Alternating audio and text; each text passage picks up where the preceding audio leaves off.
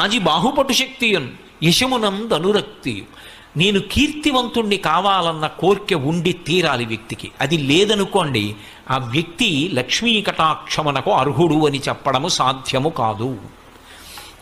అందుకే ఒకటి గుర్తుపెట్టుకోండి, మనిషి జీవితంలో ఈశ్వరుడు ఏదో ఒక విభూతిని ఇవ్వనివాడన్నవాడు ఉండడు. ఏదో ఒక విభూతి ఇవ్వబడుతుంది, ప్రతి వారికి ఇస్తాడు ఈశ్వరుడు. నీకేది ఇచ్చాడన్నది నువ్వు జ్ఞాపకం పెట్టుకోవాలి, నువ్వు తెలుసుకోవాలి. గుప్తంగానో బాహ్యంగానో అరహసి రహసి స్వతంత్ర బుద్ధ్యా అంటారు శంకర భగవత్పాదులు శివానంద లహరిలో.